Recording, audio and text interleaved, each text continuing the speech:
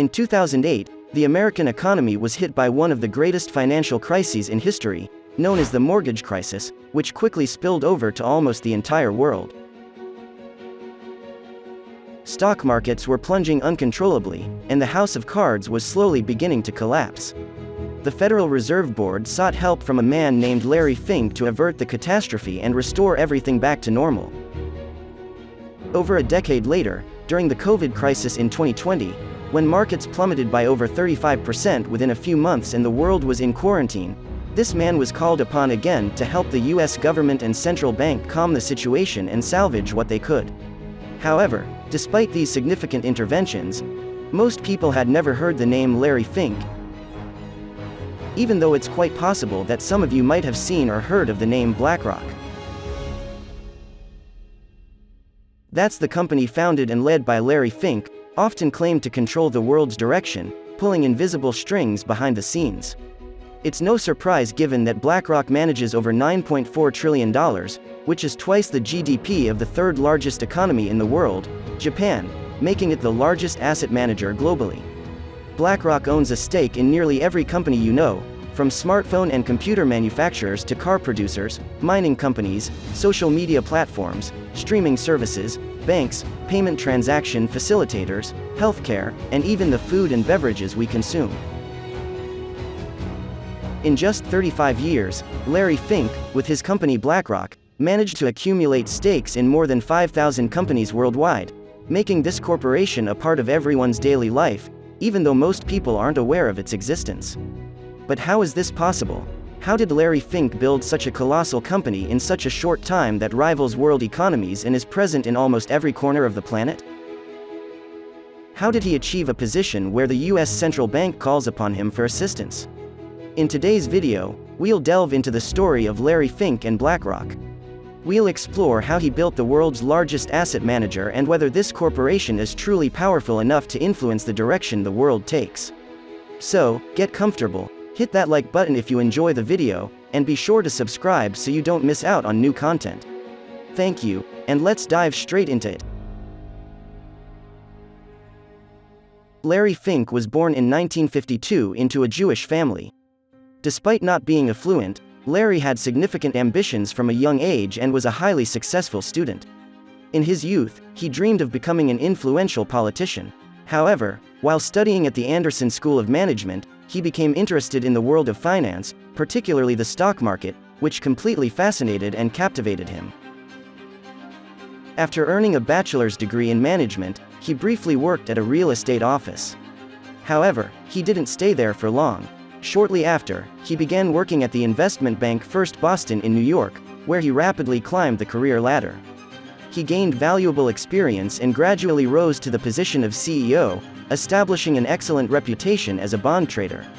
Anything he touched turned to gold, boosting his influence and popularity. However, a surprising turn in his career sparked a new chain of events in Larry Fink's life. In 1986, due to his mistake and ego, Larry caused the bank to lose $100 million. As a result of this error, he was forced to leave his job, and his future in the financial world became highly uncertain. Larry was utterly devastated by this event and strongly blamed himself. Little did he know, this $100 million mistake would pave the way for such immense success beyond his imagination. After leaving First Boston, Larry's path led him to the private investment firm Blackstone. This is where the story of Fink's BlackRock began. Similar to his time at First Boston, he quickly ascended the ranks at Blackstone, eventually becoming the head of asset management for Blackstone's clients. However, this time, he placed much greater emphasis on his risk management. He was determined not to repeat the same mistake as in the past. During this period, he began formulating plans for a new company with a revolutionary asset management strategy for clients. Thus, in 1988, BlackRock was born. Larry Fink co-founded it with 7 other partners while it remained under the umbrella of Blackstone. Needing initial funds, Blackstone provided a $5 million loan to Larry, receiving a 50% stake in BlackRock in return. Within just 1 year, BlackRock turned profitable and multiplied its assets to $2.7 billion. A few years later, in 1994, BlackRock managed over an incredible $53 billion. Eventually, Blackstone and BlackRock separated as Larry Fink wanted to steer the company in a completely different direction from Blackstone's vision. Simultaneously, he aimed to take the company public. This happened in 1999 when BlackRock went public on the New York Stock Exchange, overseeing assets worth $165 billion. Alongside, they started selling their Aladdin system, an electronic risk management system used by the US Federal Reserve and even the European Central Bank. BlackRock's increasing popularity in managing assets and risk made it more attractive to investors and institutions, resulting in an inflow of capital beyond their imagination. Larry Fink's influence grew hand in hand with his company. At the turn of the century, Larry and BlackRock decided to venture into acquiring other firms, asset managers, and competitors, paving their way to the top. Just 8 years after going public, BlackRock managed over $1 trillion. However, the significant breakthrough came with the mortgage crisis in 2008. While panic engulfed Wall Street and massive bankruptcies occurred, BlackRock seemed almost unaffected. Larry Fink knew that risk management was the most crucial rule in market participation. Therefore, BlackRock was minimally exposed to the mortgage market bubble. Instead of being hit hard, the crisis presented them with an opportunity, the opportunity of the century. Due to the mortgage crisis, the British financial company Barclays encountered problems and decided, in order to avoid bankruptcy, to sell its BGI branch, which owned the well-known iShares ETF. This acquisition was valued at $13 billion, and within just 22 years of its existence, BlackRock became the world's largest asset manager. The managed assets of BlackRock surged from $1.3 trillion to almost $3.5 trillion in 2009 alone. And as if that wasn't enough, in the following years, investing in passive ETFs, precisely the ones BlackRock acquired, became one of the most popular investment types overall. Simultaneously, other institutions and investors were captivated by the fact that the mortgage crisis scarcely affected BlackRock. Consequently, they began pouring their assets under BlackRock's management. Larry Fink's expertise in risk management and BlackRock's near unaffected status during the crisis prompted the US Federal Reserve to seek Fink's help in restructuring the system. While economies took years to recover from the mortgage crisis, BlackRock, led by Larry Fink, continued to thrive and grow in strength. From 2009 to 2021, their assets grew to over $10 trillion. During this tumultuous time, Larry Fink gained influence comparable to that of a president. He built a company with genuine power, a company comparable in size to world economies. He also acquired many influential friends, both in government and within the Federal Reserve. However, rather than anything sinister or ominous, this was primarily due to Fink's preparedness and experience. He was observant of financial occurrences and exceptionally adept at learning from his own mistakes. He quickly understood that know-how and the ability to manage risk are fundamental to success. Thanks to this, he could recognize opportunities and fearlessly seize them. Nevertheless, returning to BlackRock and its investment empire, it's necessary to clarify a few things. Now, it's about what might interest each of you, whether BlackRock genuinely holds the power to dictate the world's direction, and the answer isn't entirely straightforward. While BlackRock manages assets worth nearly $10 trillion and holds stakes in almost every company you know, it's essential to realize that the money BlackRock manages doesn't belong to the company itself. These funds belong to thousands of investors and institutions who entrusted BlackRock to grow their assets. Therefore, these aren't BlackRock's funds. In fact, over 60% of the funds they manage are in index funds and passive ETFs, such as the iShares ETF they acquired from Barclays in 2009. These are funds that we can invest in without any issues, so if any of you have an iShares ETF, congratulations, you're part of the BlackRock Club. Considering that most funds are in passive investment vehicles and aren't BlackRock's funds, they don't have direct control over where the money does or doesn't flow. However, as asset managers, they have voting rights. To explain, if you invest in a company and own its stocks, you have the right to vote on certain events that could influence the company's direction and operations. But if you invest in funds, the fund manager assumes these rights on your behalf. And considering that the majority of BlackRock's managed assets are precisely in these funds, they assume voting rights for their investors who have money with them because they are the stewards of those funds. This could somewhat indicate that, Owing to their size, they have the power to influence certain events and, as the saying goes, pull the strings behind the scenes. But beware, it's not quite that straightforward. And certainly, it's not as simple as when BlackRock says something, it just happens.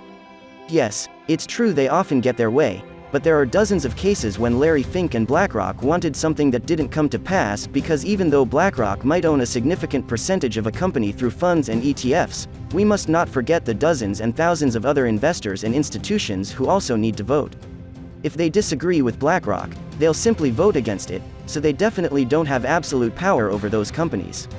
It's also essential to realize that everything BlackRock does is for profit, because if they don't profit and don't achieve the desired return on investments, investors who entrusted their money to them might choose to go elsewhere.